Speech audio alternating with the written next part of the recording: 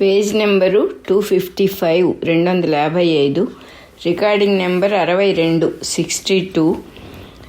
త్రిపురాదేవి కథగా చెప్పుకుంటూ ఉన్నాము. 20వ అధ్యాయమైన విద్యాగీత చెప్పుకుంటూ ఉన్నాం. ఇప్పుడు మనం కంటిన్యూయేషన్. అమ్మవారే మాట్లాడుతూ ఉన్నారు. ఆవిడ ఋషులందరికీ కూడా శబ్ద రూపంలోనే ప్రత్యక్షమయ్యారు. ఆకారం లేదు, శబ్దమై కేవలం వినపడుతూ ఉన్నదని చెప్పారు ముందరే. సో ఇక్కడ ఏం జరుగుతోంది, ఆవిడ ఇంకా ఏం చెబుతున్నారంటే, అలవాట్లో ఉన్న తేడాల వల్ల, బుద్ధిలో ఉండే నిర్మలత్వంలో తేడాల వల్ల, నిర్మలత్వం అంటే కంప్లీట్ క్లారిటీ, సంశయంగా ఉండటం, కొంచెం అటు ఇటు అవటం అనేది లేకుండా ఎంతెంత నిర్మలంగా ఉంటుందో దాని తేడాల వల్ల కొంతమందికి కొంచెం సంశయం ఉండొచ్చు. ఆ ఆత్మజ్ఞాన సిద్ధిలో ఈ తేడాల వల్ల 3 రకాలుగా ఉన్నాయి. ఆత్మజ్ఞాన సిద్ధి అనే దాన్ని 3 విధాలుగా చెప్తారు. మంచి అలవాట్లు చేసుకుంటాడు ఒకడు. ఆ అలవాటు వల్ల ఏంటంటే కాన్సన్ట్రేట్ చేయటం బాగా నేర్చుకుంటాడు, బాగా ఫోకస్ చేయటం నేర్చుకుంటాడు. నేర్చుకున్నందువల్ల వాడికి ఏమవుతుంది, వేదం నేర్చుకుంటూ ఉంటాడు వాడికి ఏమవుతుంది, దానివల్ల ఫోకసింగ్ తెలిసినందువల్ల ఎన్ని పనులు, ఏవేవో పనులు చేస్తూ ఉన్నప్పుడు కూడా వేదం చక్కగా చెప్పగలుగుతాడు. పనులు చేసుకుంటూ వేదం కొంచెం కూడా స్వరం తప్పకుండా చెప్పగలుగుతాడు. అంటే ఈ చేస్తూ ఉన్న పని వాడి వేద పఠనాన్ని ఎక్కడా డిస్టర్బ్ చేయదన్నమాట, వాడికి తెలుసు అన్నమాట. అటువంటి వాడి వేద పఠనం ఉత్తమము అని చెప్పి అంటారట. ఇంకొకడు ఏం చేస్తాడు, ఏదైనా పని చేస్తూ ఉంటే పని మీద శ్రద్ధ పెట్టలేడు, వేదాన్ని మటుకు చెప్పగలుగుతాడు. ఆ వేద పఠనం మధ్యమము అంటున్నారు. అట్లాగే వర్ణస్వర మాత్ర కాలములను ప్రయత్నపూర్వకంగా స్మరించుచూ చేయు వేద పఠనం. అంటే వర్ణం, దాని యొక్క వేదంలో ఉన్నటువంటి పైకి చదవాలా, కిందకి వెళ్ళాలి, అవన్నీ మనస్సులో వాడికి ఇంకా ఊహలుగానే ఉన్నాయి. ఇంకా అలవాటు అవ్వాలా వాడికి బాగా వేద పఠనం. మనస్సులో పుస్తకంలో రాసిన విషయాలు అలా మనస్సులోకి తెచ్చుకుంటూ దాని ప్రకారం ఆ ప్రయత్నపూర్వకంగా స్మరిస్తూ చేసే వేద పఠనం అధమము అంటున్నారు. అంటే ఇంకా వాడు నేర్చుకోలేదనే తప్ప అధమం అంటే పనికిరాదని కాదు. అలా చెప్పారు. 3 రకాలుగా ఉంటుంది. అదే రకంగా ఆత్మజ్ఞాన సిద్ధి కూడా 3 రకాలుగా ఉంది. కొంతమంది రాజ్య పరిపాలన అంతా చక్కగా చేస్తారు, అన్ని వ్యవహారాల్లో ఉంటారు. సమాధి కోసం ఎట్లాంటి ప్రయత్నం చేయడానికి కూడా వాళ్ళకి టైము ఉండదు, వీలు ఉండదు.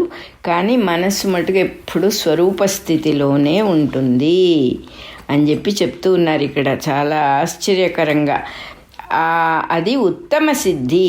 ఉత్తమమైనటువంటి జ్ఞానులు ఎట్లా ఉంటారంటే, వాళ్ళు ఏ పని చేస్తూ ఉన్నా కూడా తనను వదలకుండా ఉంటారు, ఆత్మస్వరూపంలోనే ఉంటారు. ఎన్ని పనులు చేసినా, ఎవరితో ఏం మాట్లాడినా వాళ్ళకు తామెవరో తెలుసు కాబట్టి అక్కడి నుంచి కిందకి జారటము అనే ప్రసక్తే లేదు. వాళ్ళని ఉత్తమ జ్ఞానులు అంటారు, ఉత్తమ స్థితి అని అంటారు. కొంతమంది ఏం చేస్తారంటే, వ్యవహారాలు చేస్తూ ఉన్నా కూడా మధ్య మధ్యలో సమాధిని పొందుతూ ఉంటారనమాట. దాన్ని మధ్యమ స్థితి అంటారట. కొంతమంది అన్ని వ్యవహారాలు వదిలేసి సమాధిలోనే ఉంటారు. చాలా వింటూ ఉంటాం మనం, వాళ్ళేమి ప్రపంచంలో వ్యవహారాలు ఏమి ఉండవండి, ఎప్పుడు కళ్ళు మూసుకొని సమాధిలోనే ఉంటారు అనేది మనం చాలా గొప్పగా అనుకుంటాము. ఇది జ్ఞానులలో అధమస్థితి అని చెప్పారు ఇక్కడ. అంటే నువ్వేమీ చేయకుండా కళ్ళు మూసుకొని కూర్చోవటం అనేది గొప్ప స్థితి కాదు. అది మనం మామూలుగా అనుకున్నట్టుగా ఎప్పుడు ఏ వ్యవహారం లేకుండా ఎప్పుడు కళ్ళు మూసుకొని దైవధ్యానంలో ఉంటారండి అనేది గొప్ప స్థితి కాదు. అన్నీ చేయాలి, అన్నిటికీ అటెండ్ అవ్వాలి. కానీ తను మటుకు అంటకుండా తామరాకు మీద నీటి బొట్టులాగా విషయం అర్థం చేసుకొని తనెవరో తెలుసుకుని కేవలం వినోద మాత్రంగా, కేవలం సృష్టి ధర్మంగా ప్రవర్తిస్తూ ఉంటాడు. అంతే, తన రోల్ ప్లే చేసుకుంటూ వెళ్ళిపోయేదే అసలైన నిజమైన జ్ఞానసిద్ధి, ఉత్తమమైన జ్ఞానసిద్ధి అని ఇక్కడ మనం చక్కగా తెలుసుకోవాలి. ఈ విషయం మన మామూలుగా మానవులకు ఉండే నమ్మకం ఎప్పుడు కళ్ళు మూసుకుని పక్కనే ఉంటారు, ఈ ప్రపంచం గురించి ఆయనకు పట్టదనేది గొప్ప స్థితి అని మనం అనుకుంటాం. అది గొప్ప స్థితే, కానీ దానికంటే కూడా గొప్ప స్థితి ఉన్నది.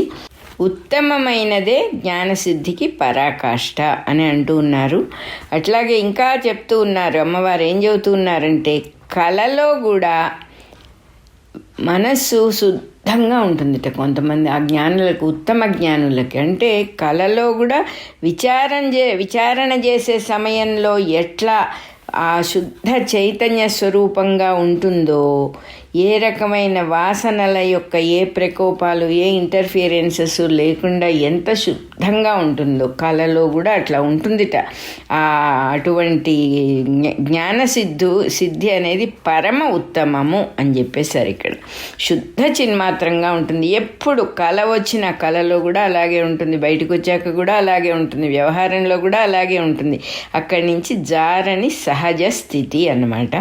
వాడికి సహజంగా ఏ వ్యవహారంలో ఏ వాసనల ప్రకోపాలు ఉండవు, సంకల్పాలే కలగవు. అసలు ఏ సంకల్పంతో పని లేదు అసలు అతనికి. ఎందుకంటే ఏదో కావాలనేదే లేనప్పుడు సంకల్పాలు ఎందుకు వస్తాయి? If you don't want anything why do you think అనేవారు యూజీ. నీకేం అక్కర్లేకపోతే ఎందుకు అసలు ఆలోచనతో పని ఉంది? ఏదో కావాలి కాబట్టే ఆలోచన. దాన్ని మధించి ఫైనల్గా అసలు ఇది అయితే బాగుంటుంది, అదైతే బాగుంటుంది అని ఎప్పుడు ఒక ఆలోచనలు చేస్తూ ఉంటాం కదా. ఎందుకు? మనకి మన చేతుల్లో ఉందా? పైగా విషయం మన చేతుల్లో ఎట్లాగూ లేదు. ఏది జరగాలో అవన్నీ చక్కగా బ్లూ ప్రింట్లో రెడీగా వచ్చేసినాయి, అవి జరుగుతూ ఉన్నాయి. ఏ మొగ్గ ఆ పువ్వుగానే విచ్చుకుంటుంది. ఎట్లాగూ ఏ చెట్టుకు ఏ మొగ్గ ఉందో ఆ చెట్టు తాలూకు వాసనలే దానికి ఉంటాయి. దేని గురించి మనం తేడాలు వచ్చి ప్లాన్లు వేసి అలా ఇలా అని బుర్రజడగొట్టుకోవాలి? మనకి తెలియదు కాబట్టి, జ్ఞానస్వరూపం అంటే మనకు అర్థం కాలేదు కాబట్టి మనం అలా చేస్తూ ఉంటాం. ఇక్కడ క్లియర్గా చెబుతూ ఉన్నారు, సంకల్పమే ఉండదు వాళ్ళకి. ఎందుకంటే సంకల్పం అనేది కోరిక లేకపోతే వాడికి కావాల్సిందంటూ ఏది లేకపోతే సంకల్పం ఎందుకు కలుగుతుంది అంటున్నారు. ఏ సంకల్పంతో పని లేకపోయినా కూడా లోక సంగ్రహ దృష్టితో అంటున్నారు. అంటే లోకంలో జనం మామూలుగా ఏం చేస్తారంటే, ఎవరైనా ఒక చాలా పవిత్రమూర్తి అండి, ఆయన చాలా తపస్సంపన్నుడండి, చాలా గొప్పవాడండి అన్నప్పుడు ఆయన్ని అనుసరించటానికి ప్రయత్నం చేస్తారు. చాలా సహజంగా అనుసరించటం అంటే ఏదైనా వాళ్ళు ఒక పొరపాటు చేసినప్పుడు ఆయన కూడా అలా చేశారండి, ఆ మహానుభావుడు అని పేరున్న ఆయన అని సర్దుకుంటూ ఉంటారు. అట్లాగే ఒక మంచి పని చేసినప్పుడు ఆయన కూడా ఇలాంటి పని చేశారండి అని పోల్చుకుంటూ ఉంటారు. అందువల్ల తను పర్ఫెక్ట్గా లోకానికి పర్ఫెక్ట్గా కనపడటం చాలా అవసరము. లేకపోతే జనం తనను చూసి చెడిపోతారని తెలుసు కాబట్టి లోకాన్ని ఉద్ధరించటం కోసం శాస్త్ర ప్రకారమే అనుసరించి ప్రవర్తిస్తాడట. ఏది ధర్మం అని శాస్త్రంలో చెప్పారో అదే రకంగా చేస్తాడు. ఎందుకంటే మనుషులందరికీ కూడా శాస్త్రమే ఆధారం, లేకపోతే మనకి ఎట్లా తెలుస్తుంది? ఎవరో ఏదో చెప్పారు, ఎక్కడండి రాసుంది అంటే పలానా పుస్తకంలో ఉంది మీరు చూసుకోండి అని చెప్పినప్పుడు మనకు చాలా ధైర్యం వస్తుంది, ఓహో ఇది నిజమే కదా అని చెప్పి. అందువల్ల వాళ్ళు శాస్త్రాన్ని అనుసరించే ప్రవర్తిస్తారు జ్ఞానులు. ఇది నిజమైన జ్ఞానసిద్ధికి పరాకాష్టే. వాళ్ళు ఎప్పుడు దేని నుంచి తొలగరు అని చెప్పి చెబుతూ ఉన్నారు. ఇంకా కూడా పరాకాష్ట అంటే ఏమిటో చెప్తూ ఉన్నారు. జ్ఞానసిద్ధికి పరాకాష్ట అంటే అప్రయత్నంగా, అంటే ఏ ప్రయత్నము లేకుండా, మనస్సు ఎప్పుడు ఆగకుండా, తెంపు లేకుండా అంటున్నారు. తెంపు లేకుండా అంటే ఎక్కడ కట్ అవ్వదు, తైలధారవత్ అంటారు. ఒక నూనె కానీ మనం వేరే పాత్రలో పోసేటప్పుడు మధ్యలో చుక్కలు పడటం ఉండదు, చక్కగా ధార ఎప్పుడు కంటిన్యూస్గా పడుతుంది ఆ జిడ్డు వల్ల. అలాగా ఎప్పుడు ఆ మనస్సులో ఆ జ్ఞానసిద్ధి యొక్క రిఫ్లెక్షన్, ఆత్మ వస్తువే ప్రతిబింబిస్తూ ఉంటుంది. వాళ్ళకి తెంపు లేకుండా స్వరూపంలోనే నిలిచి ఉంటుంది వాళ్ళ యొక్క మనస్సు. కాబట్టి అది జ్ఞానసిద్ధికి పరాకాష్ట అని చెప్పి చెప్పారు ఇక్కడ. ఎవడైతే వ్యవహారపరుడవుతాడో అన్ని వ్యవహారాలు చేస్తాడు, వివిధ పదార్థాలు చూస్తాడు, రకరకాల మనుషులతో మాట్లాడతాడు, కానీ ఏ పని చేస్తున్నా నిద్రపోతూ ఉన్నవాడిలాగా ఏది మనస్సులోకి ఎక్కించుకోడు, వ్యవహారం చేసి వెనక్కి వెళ్ళిపోతాడు. అంటే ఈ జరిగేదంతా కూడా ఆత్మ వస్తువు తాలూకుదే, ఇంక ఇక్కడ విడిగా రెండో వస్తువు లేదు. ఈ మనుషులు కానీ, వ్యవహారాలు కానీ, సంఘటనలు కానీ, మొత్తం ఈ సుఖదుఖాలు కనపడేవన్నీ కానీ, సిచ్యుయేషన్స్ కానీ అన్నీ ఆత్మ తప్ప భిన్నంగా ఇంకేదీ లేదు అని తెలిసినవాడు. అందువల్ల దాన్ని భిన్నంగా చూడు. అందువల్ల ఎన్ని పనులు చేస్తున్నా కూడా నిద్రపోయేవాడు ఎలాగైతే చుట్టూ జరిగే విషయాలు పట్టించుకోడు అలా ఉంటాడు. అటువంటి వాడి జ్ఞానసిద్ధి పూర్ణము అని చెప్పేశారు ఇక్కడ అమ్మవారు. జ్ఞానసిద్ధులలో ఉత్తముడు, మళ్ళీ ఇంకా కూడా చెబుతూ ఉన్నారనే హెడ్డింగ్ ఇక్కడ. జ్ఞానసిద్ధుల్లో ఉత్తముడైన వాడి గురించి చెప్తూ ఉన్నారట. ఇట్లాంటి జ్ఞానసిద్ధిని పొందినవాడు సిద్ధుల్లో ఉత్తముడని చెప్పుకున్నాం. ఇతడు వ్యవహారంలో బాగా దూరిపోయాడు. ఏదో ఒక గుడి కట్టిస్తున్నారు, ఆయన అక్కడ ఉండి అన్నీ చూడాల్సిన పరిస్థితి వచ్చింది. చేస్తాడు, ఆయన ఏది కాదనడు. చక్కగా వ్యవహారం అంతా చేస్తూ ఉన్నాడు. కానీ మానసికంగా సమాధి స్థితిలోనే ఉంటాడట. సమాధి అంటే ఏమిటని చెప్పుకున్నాం? నిర్మలమైన మనస్సు, తానెవరో తెలిసి ఉండటము. అటువంటి స్థితిలోనే ఉంటాడట. తన అనుభవాన్ని బట్టి ఇంకా ఏం చేస్తాడంటే రకరకాలుగా ఉన్న జ్ఞానుల స్థితులు గ్రహించకపోడు. కానీ కోరిక ఉండదు, డౌటు ఉండదు. అందువల్ల వ్యవహారాల్లో నిర్భయంగా ప్రవర్తిస్తాడు. మనం అమ్మవారి గురించి చెప్పుకున్నాం, చాలా స్వాతంత్ర్యం ఉన్నది ఆవిడకి పనులు చేయటంలో అని చెప్పుకున్నాం. అలాగే ఇక్కడ చెప్తూ ఉన్నారు, వ్యవహారంలో నిర్భయుడై ఉంటాడు. అంటే భయం లేదు, ఏం చేస్తే ఏమవుతుందో, ఏం చేయకపోతే ఏమవుతుందో అనే భయం లేకుండా అన్ని పనులు చేస్తూ ఎట్లా ఉంటాడు? సుఖాన్ని దుఃఖాన్ని కూడా కలిగిన వాటిని, ఒకవేళ సుఖం కానీ దుఃఖం కానీ మన సామాన్య మానవుల లెక్కలో సుఖం కలుగుతుంది, దుఃఖం కలుగుతూ ఉంటాయి కదా, అవి కలుగుతాయి. ఆయనకు కూడా కలిగితే కలలో లాగా చూస్తాడు. కానీ అది అయ్యో ఇలా అయిపోయింది, అయ్యో ఆహా ఇలా అయిందే, అయ్యో ఇలా అయిందే, ఇవన్నీ ఉండవు ఆయనకి. దాన్ని మళ్ళీ వెనక్కి తిరిగి ఒక రూపకల్పన చేసుకొని దానివల్ల దుఃఖాన్ని కానీ దానివల్ల సుఖాన్ని కానీ పొందడు అని చెబుతూ ఉన్నారు. ఎందువల్లంటే మన సుఖ దుఃఖాలు అలాగే వస్తాయి. జరిగిన విషయానికో జరుగుతూ ఉన్న విషయానికో మన మనస్సు కథలుగా కల్పించి చెబుతూ ఉంటే వాడలా చేశాడు, వీడిలా చేశాడు, నాకింత కష్టం వచ్చింది, ఇంత అప్పున ఎత్తినబడ్డది, ఇప్పుడు ఇలా కడతాను, అది ఇది అనేకం అనుకుంటూ ఉంటాం. అన్నిటికీ సిద్ధపడి ఉన్నవాడు కష్టమేమిటి సుఖమేమిటి, నేను ఉండటం అనేది పరమసత్యం, ఏది జరిగితే ఏమిటి అని ఊరుకోవటం చేతైన వాడు, జ్ఞానసిద్ధిని పొందినటువంటి వాడు అస్సలు ఎక్కడ బద్ధుడు కాదు. కాబట్టి బంధం అనేది అబద్ధమని తెలిసినవాడు కాబట్టి ఎప్పుడూ ముక్తుడుగానే ఉంటాడు. కాబట్టి అతడు ఉత్తమ జ్ఞాని. వీడు బద్ధుడు వీడు ముక్తుడు అని తను చూసే వాళ్ళని కూడా భేదభావంతో చూడడు. ఎందుకంటే మొత్తం ఉన్నదంతా ముక్తే, బంధించబడే వస్తువు కాదు ఇది. ఎవరు దీన్ని బంధించగల వాళ్ళు లేరు, బంధన అనేదే లేదు అని తెలిసినవాడు కాబట్టి తాను ఎవరెవరితో వ్యవహరిస్తున్నాడో వాళ్ళల్లో కూడా వీళ్ళందరూ ముక్తులు, వీళ్ళు అజ్ఞానులు అని అలా చూడడు. అందరూ ముక్తులుగానే కనపడతారు ఆయన కళ్ళకి. ఎవడికి అయ్యో వీళ్ళందరూ ఎప్పుడు మోక్షం పొందుతారో, నేను మొత్తానికి ఎలాగోలా సాధించుకున్నానే, వీళ్ళు ఎప్పుడు పొందుతారో అనేలాంటి ఆలోచనలు ఆయనకు అసలు ఉండవు. అందరూ బంధం నుంచి బయటపడ్డ వాళ్ళలాగానే ఆయనకు కనపడతారు. అందువల్లనే సమాన దృష్టి ఉంటుంది, తానే అక్కడున్నది అన్నట్టుగా ఉంటాడు ఆయన అని చెప్పారు. ఇక్కడ మనం రాబర్ట్ యాడమ్స్ అని చెప్పి రమణ మహర్షి శిష్యుడు, ఆయన చిన్నపిల్లవాడు ఉయ్యాల్లో పడుకున్నప్పటి నుంచి మహర్షి అతనికి కనపడేవారుట. 7 సంవత్సరాలు వచ్చేదాకా కనపడేవారుట. ఆయన ఎవరో తెలియదు, ఏదేదో మాట్లాడేవారుట ఆయన. అవన్నీ అతనికి ఏమీ అర్థమయ్యేది కాదుట. అమెరికాలో పుట్టాడు.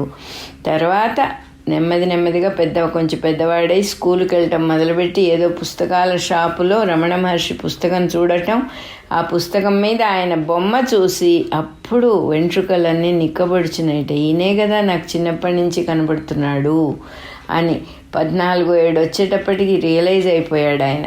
కానీ అది ఏమిటో తెలియదు ఆ స్థితి. ఎందుకంటే అది దేన్ని పొందుతున్నామో అది ఎలా ఉంటుందనేటటువంటి అంచనా మనకెవరికి కూడా లేదు. అందువల్ల చాలా రకాలుగా ప్రయత్నం చేస్తాడు. నా స్థితి ఏమిటి, నాకేం జరిగింది, వాట్ ఎగ్జాక్ట్లీ హ్యాపెనింగ్ అని ఎంత ట్రై చేసినా ఆయనకి అర్థం కాదు. చివరికి పరమహంస యోగానంద గారి దగ్గర చేరతాడు. నన్ను మీ శిష్యునిగా చేసుకోండి అంటే ఆయన అంటారు, నేను కాదు నీ గురువు గారు రమణ మహర్షి అని చెప్పినప్పుడు ఆ కాలంలో అంటే ఇంకా విమానాలు సరిగ్గా లేవు, వాహనాలు సరిగ్గా లేని కాలంలో పాపం 18-17 పిల్లవాడు అక్కడి నుంచి అమెరికా నుంచి ఎలాగోలా వచ్చి పడి ఇండియాలో రమణాశ్రమానికి వెళ్ళి ఆయన పాదాల దగ్గర పడిపోతాడు. అటువంటి వాడు అద్భుతమైనటువంటి ఆ జ్ఞానం, అద్వైత జ్ఞానమే, రెండో వస్తువు లేదు, ఉన్నదల్లా ఉట్టి కాన్షియస్నెస్సే, అవేర్నెస్సే, నథింగ్ ఎగ్జిస్ట్ అని ఆయన చెప్తూ ఉన్నటువంటి చాలామంది శిష్యులు అవుతారు ఆయనకి. ఆ శిష్యులందరూ కూడా అంటే ఫ్రెండ్షిప్ తప్ప శిష్యరికం అని ఏం ఉండదు. రమణ మహర్షి దగ్గరలాగానే ఏదో మంత్రం ఇవ్వటం, శిష్యులు అవ్వటం ఇలాంటివి ఏం ఉండవు. ఆయన దగ్గర ఉంటూ ఉన్నప్పుడు ఆయనతో మాట్లాడిన మాటలన్నీ శిష్యులందరూ, సోకాల్డ్ శిష్యులందరూ రికార్డు చేసి చక్కగా ఒక పుస్తకంగా ప్రింట్ చేశారన్నమాట. సైలెన్స్ ఆఫ్ ది హార్ట్ అని పేరు ఆ పుస్తకానికి. ఆ పుస్తకంలో ఆయన నిజంగా ఇలాగే చెప్తారు, ఏది లేదు, నథింగ్ ఎగ్జిస్ట్, ఏం లేదు, ఊరికే మీరు లేరు నేను లేను, ఊరికే మాట్లాడుకుంటున్నట్టుగా అనిపిస్తోంది, నేను చెప్పేవాడిని మీరు వినేవాళ్ళు, ఇంత కార్యక్రమం ఇక్కడ లేదు, ఉన్నదంతా కాన్షియస్నెస్సే అని చెప్తూ ఉంటారు. చాలా బాగుంటుంది ఆ పుస్తకం. అట్లా జ్ఞానసిద్ధుల్లో సిద్ధి పొందిన వాళ్ళల్లో ఉత్తముడు అంటే నిజంగా అటువంటి వాళ్ళు ఉన్నారు మనకి. చాలా దగ్గర వాడే రమణ మహర్షి. తర్వాత వాడు రమణ మహర్షి చివరి కాలంలో 3-4 ఏళ్ళు ఆయనతో పాటు ఉంటాడు అతను. సో ఇలాంటి విషయాలన్నీ కూడా ఏదో ఎక్కడో కాకమ్మ కథలు ఇవి ఉండవు అని చెప్పడానికి వీల్లేదు. అటువంటి జ్ఞానులు ఉన్నారు. మనం వాళ్ళని ధ్యానం చేస్తే అటువంటి వాళ్ళని చూడాలనే, న్యాయంగా ఏ కోరికైనా కూడా వాళ్ళని చూడాలి వీళ్ళని చూడాలి అని ఏ కోరికైనా కూడా మనల్ని మనకు దూరమే చేస్తుంది. నాకు కావాల్సింది ఒక్కటే, నాకు ఆత్మవస్తువు తెలియాలి, నేనెవరో నాకు తెలియాలి అనే ఒకే ఫోకసింగ్ పెట్టుకున్నప్పుడు కలవాలని గనక మన జీవితంలో ఆ బ్లూ ప్రింట్ ఉంటే మనం ఎంతమందినో కలుస్తాం, లేకపోతే లేదు. దానివల్ల వచ్చే లాభము లేదు, కలవనందువల్ల వచ్చే నష్టము లేదు. ఆ వస్తువు అటువంటిది, దాన్ని టచ్ చేసినందువల్ల చాలా గొప్ప లాభం సిద్ధిస్తుందండి అని ఉండదు. ఎందుకంటే already we are blessed with that. అది తెలుసుకోవడానికి ఒక సాధన, అది ఆ సాధన కూడా మనలోనే ఉన్నది.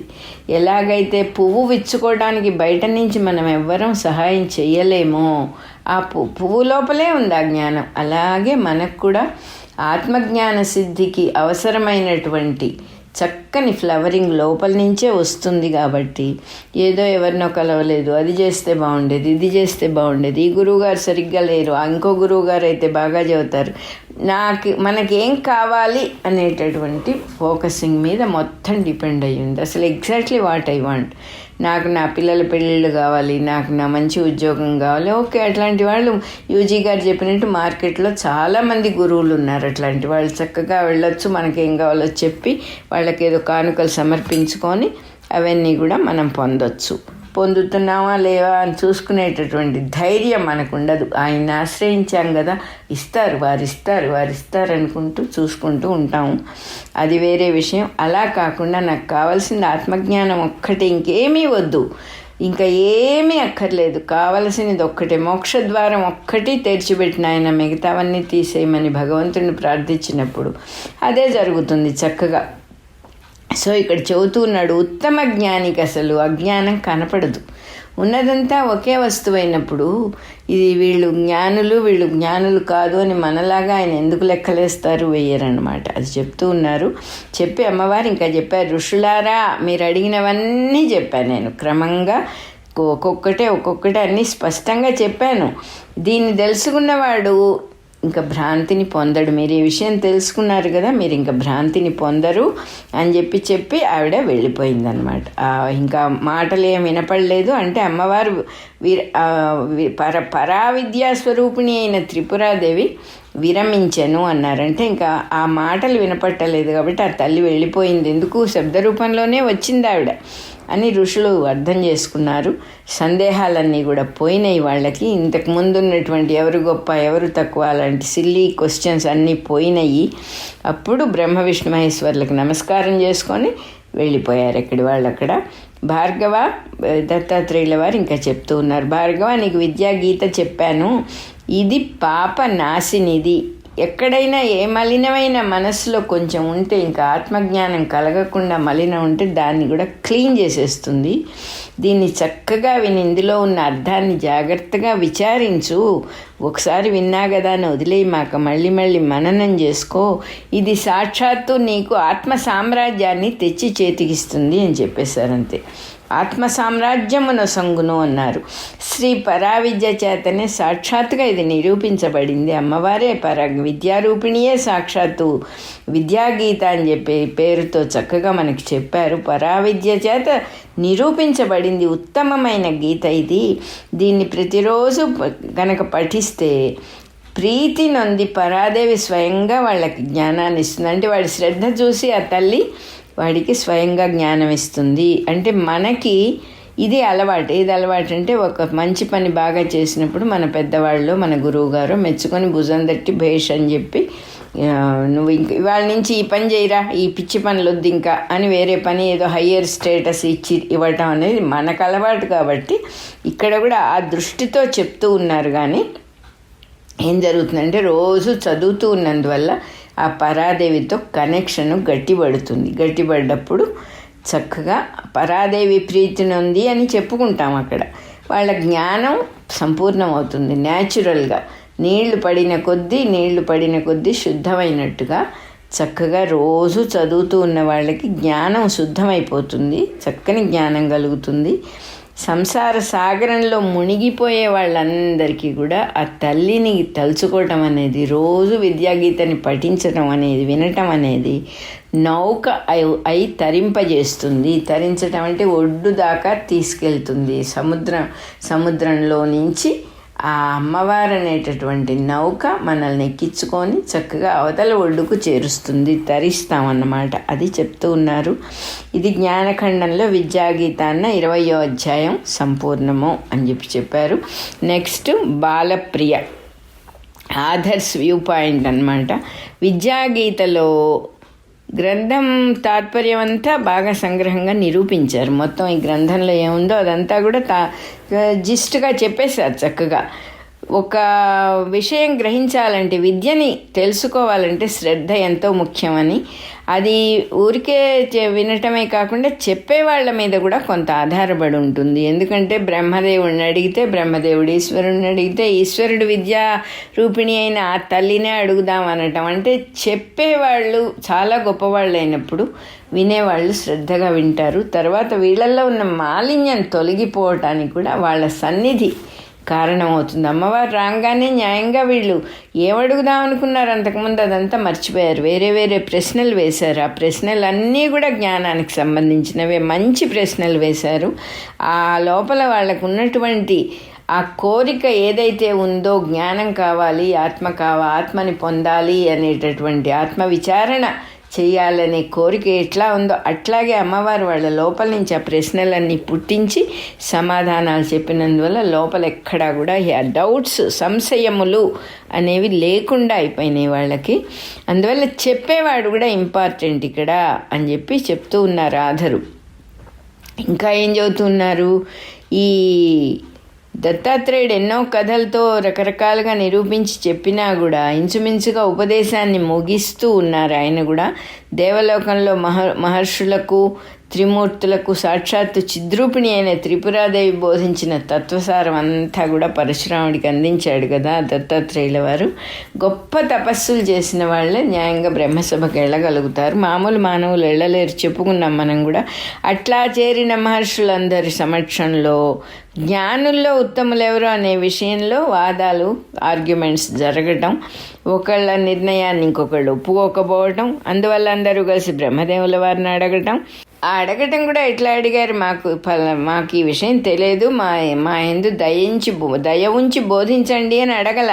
మాకు ఇవన్నీ తెలుసు, అవన్నీ తెలుసు, మేము మేము జ్ఞానులమే, మాలో గొప్పవాళ్ళు ఎవరు అనేటటువంటి స్పష్టంగా అట్లా అడిగారు. అడగంగానే అది కొంచెం అహంకారపూరితమైనటువంటి అడగటమే. ఎందుకంటే మాకు ఇది తెలుసు, మాకు అది తెలుసు అంటే మా వాళ్ళు విడిగా ఉండి అన్నీ తెలుసుకునే వాళ్ళుగా ఉన్నారు అని అర్థం తప్ప నిజంగా తెలిసిన వాళ్ళని అర్థం కాదు.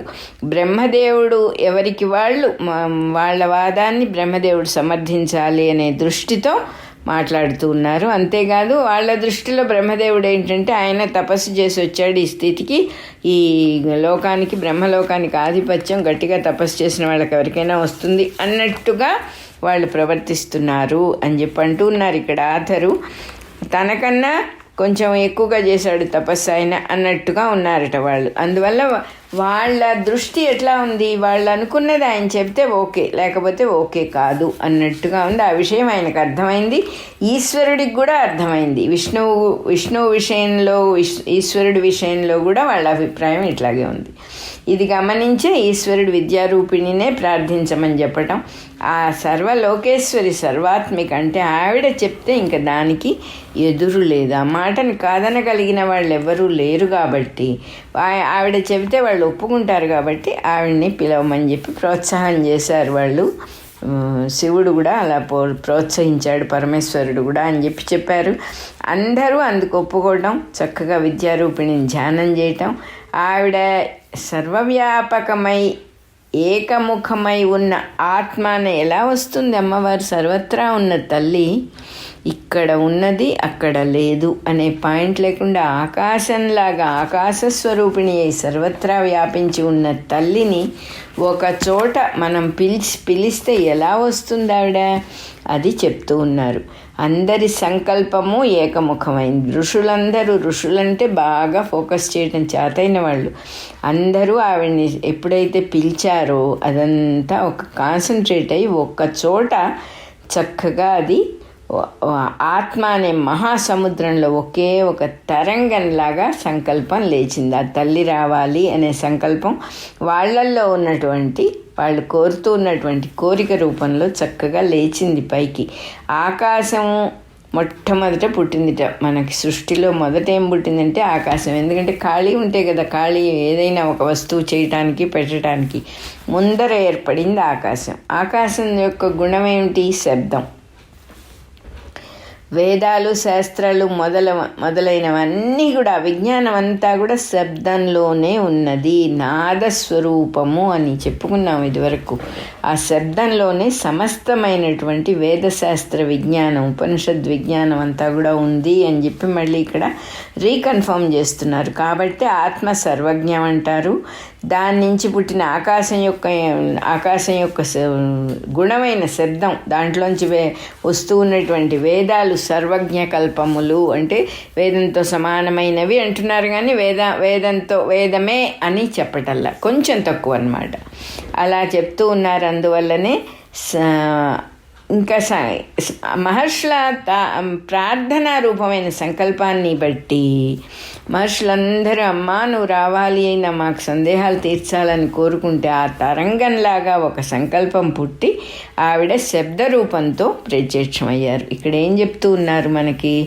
చక్కగా తెలుసుకోవాల్సిన విషయం ఏమిటంటే ఆవిడ వాళ్ళకి రూపంగా కనపడాలి అని అసలు అనుకోలేదు. వాళ్ళకి కావాల్సిన డౌట్స్ తీర్చడానికి శబ్ద రూపం చాలు అన్నట్టుగా అనుకున్నారు. ఆకాశం వల్ల వాయువు పుడుతుంది. గాలి అనేది ఎలా పుడుతుంది, పంచభూతాలు ఎలా వచ్చినాయో చెప్తున్నారు. ఫస్ట్ ఆకాశం పుట్టిందని చెప్పుకున్నాం కదా. ఆకాశం నుంచి వాయువు వచ్చింది. ఆకాశానికి ఒక్కటే గుణం, శబ్ద రూపం. శబ్దం ఒక్కటే గుణం. ఆకాశం నుంచి వచ్చిన వాయువుకు 2 గుణాలు ఉన్నాయి. ఇక్కడ మనం మర్చిపోకుండా శ్రద్ధగా వినాలి. వాయువుకు శబ్దము, స్పర్శ అనే 2 లక్షణాలు ఉంటాయి. ఫస్ట్ పుట్టిన ఆకాశానికి ఒక్కటే లక్షణం, సెకండ్ పుట్టిన వాయువుకి 2 లక్షణాలు, శబ్దము, స్పర్శ. ఆకాశము వాయువులతో ఏర్పడిన శరీరంతో వచ్చిందనమాట ఆవిడ. కంటికి కనిపించవు ఆ శరీరాలు, దాంతో కూడా శరీరం ఏర్పడుతుంది, ఒక రూపం ఏర్పడుతుంది అని కంటికి కనపడే స్వరూపం కాదు. వాయువు నుంచి అగ్ని పుట్టింది. అగ్నికి 3 గుణాలు ఉన్నాయి, శబ్దము, స్పర్శ, రూపము. 3 గుణాలు ఉన్నాయి అగ్నికి. తర్వాత కాబట్టి ఆకాశము, వాయువు, అగ్ని అనే 3 భూతాల సమ్మేళనం ఉంటేనే కంటికి కనిపిస్తుంది అన్నమాట. శరీరం కంటికి కనిపించాలంటే 3 గుణాలు ఉండాలి. అగ్నికి ఉంది ఆ 3వ కనపడేటటువంటి గుణం ఉన్నది. కాబట్టి త్రిపురాదేవి ఆకాశం నుంచి మాత్రమే శరీరాన్ని పొందింది. కాబట్టి శబ్ద రూపాలతో మటుకే ఆవిడ వాళ్ళ చెవులకు మటుకే వినపడింది, ఋషులందరికీ కూడా కనపడలేదు అని చెప్పి చెప్తూ ఉన్నారు ఇక్కడ. అమ్మవారు వచ్చేదాకా వీళ్ళందరూ కూడా జ్ఞానంలో శ్రేష్ఠులు ఎవరు అనే విషయాలు చర్చించుకునేవాళ్ళు. ఎప్పుడైతే అమ్మవారు కనపడిందో వెంటనే ఒక్కొక్కళ్ళు ఒక్కొక్క విషయం అడిగారంటే ఆ ప్రెజెన్స్ వల్లనే సగం సంశయాలన్నీ ఎగిరిపోతాయి. చాలా గాలి రాగానే ఎలాగైతే దుమ్ము ధూళి అన్నీ పక్కకి వెళ్ళిపోతాయో ఆ రకంగా తల్లి కనపడంగానే అసలు చాలా భాగం వీళ్ళల్లో క్లారిటీ వచ్చింది. ముఖ్యమైన విషయాలు, కొన్ని ఎలిమెంటరీ విషయాలు కూడా అడిగారు వాళ్ళు. బ్రహ్మలోకానికి పోగలిగిన మహర్షులకి ఇంత చిన్న విషయాలు తెలియవా అని అనిపించేవి కూడా అడిగారు. కానీ ఇక్కడ ఇంకో విషయం చెప్తూ ఉన్నారు ఆథరు, తపశ్శక్తికి జ్ఞానానికి ఎట్లాంటి సంబంధం లేదు. ఇంకోటి కూడా అనేవారు మన ఎక్కార్ట్ టోలే, మీకు తెలిసినన్ని విషయాలు అంటే మనందరికీ తెలిసినన్ని విషయాలు రమణ మహర్షికి కానీ బుద్ధుడికి కానీ రామకృష్ణ పరమహంసల వారికి కానీ తెలియవు. లోకజ్ఞానం అనేది మనకి తెలిసినంత వాళ్ళెవ్వరికీ తెలియదు అని చెప్పేవారు. కానీ ఇంకో మాట కూడా చెప్పారు ఎక్కార్ట్ టోలే, ఏ ఒక్కటి తెలుసుకుంటే ఇంకేవీ తెలుసుకోక్కర్లేదు. వాట్ రియల్లీ మ్యాటర్స్ అదొక్కటి వాళ్ళకి తెలుసు. మనకి ఎన్ని తెలిసినా ఉపయోగం లేదు. మనం కొన్ని వందలు వేలు లక్షల విషయాలు వాళ్ళకంటే విజ్ఞానం ఎక్కువ వచ్చి ఉండొచ్చు, మనకి ఎన్నో తెలుసుకొని ఉండొచ్చు, కానీ అసలు విషయాన్ని మనం తెలుసుకోలేదు అని చెప్పడం అన్నమాట. అదే రకంగా ప్రాథమిక విషయాలు కొన్ని వాళ్ళకి తెలుసుండవు. ఋషులకి సంబంధం లేదు, ఆ విజ్ఞానానికి ఆ తపస్సుకి సంబంధం లేదు. ఆత్మజ్ఞానాన్ని మనుష్య లోకంలోనే పొందటం చాలా సులభం. మిగతా ఏ లోకాల్లో అట్లా అంత ఈజీగా దొరకదు. అంటే ఏమిటి, మనుష్య లోకంలో నిర్మలమైన ఎట్లా ఉంటుందిట మనుష్య లోకంలో ఆత్మజ్ఞానం, నిర్మలమైన బుద్ధి, చక్కగా బుద్ధి అంతా క్లారిటీ వచ్చినప్పుడు అద్దంలో మొహం ఎంత చక్కగా కనబడుతుందో అంత చక్కగా ఉంటుందిట. పితృలోకంలో కలలో లాగా ఉంటుందిట, ఇంత క్లారిటీ ఉండదన్నమాట. అందువల్లనే మనుష్యలోకంలో అది చక్కగా తెలుస్తుంది అంటున్నారు. నీళ్లల్లో ప్రతిబింబం ఎలా కనబడుతుందో, మన మొహం వంగినప్పుడు కదలకుండా ఉన్న నీళ్లల్లో ఎలా కనపడుతుందో అలా గంధర్వలోకంలో కనపడుతుంది. అంతేగాని మనుష్యలోకంలో కనపడినంత క్లియర్గా ఉండదన్నమాట.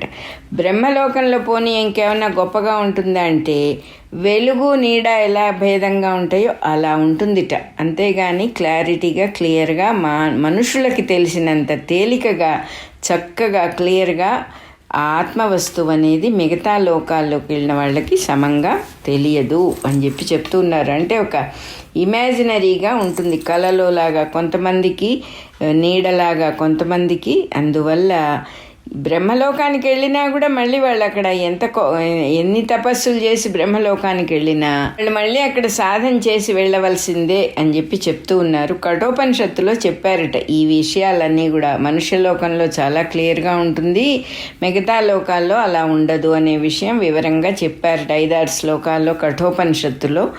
పైలోకాల్లో ఒక్క బ్రహ్మలోకంలో హిరణ్య గర్భుడి సమక్షంలో ఆత్మని గూర్చి, మిగతా లోకాల్లో ఆత్మని గురించి జ్ఞానాన్ని పొంది ముక్తులు అవ్వటానికి అవకాశం లేదు. కేవలం బ్రహ్మలోకంలో మటుకు అటువంటి అవకాశం ఉంది అంటున్నారు. సత్యలోకానికి పోవటం కూడా సులభం కాదు, బ్రహ్మలోకానికి వెళ్ళటం అంత ఈజీ ఏం కాదు. ఇంద్రియాలన్నింటినీ జయించి ఎంతో శాంత స్వరూపులైపోయి అరణ్యాల్లో భిక్షావృత్తిని అవలంబించి సగుణ బ్రహ్మోపాసన రూపమున, అంటే ఒక మంత్రాన్నో ఒక రూపాన్నో పెట్టుకుని ఉపాసన ఎంతో కాలం చేస్తారట, తపస్సు చేస్తారట. ఉపాసన రూపంతో ఎంతో కాలం తపస్సు చేసిన వాళ్ళు మటుకే బ్రహ్మలోకానికి పోతారు. భిక్షావృత్తితో జీవిస్తూ శాంతిగా ఉండి ఇంద్రియాలన్నింటినీ జయించి మొత్తం ఎక్కడ కూర్చోమంటే అక్కడ కూర్చుంటుంది వాళ్ళ శరీరం, ఎలా ఉండమంటే అలా ఉంటుంది వాళ్ళ మనస్సు.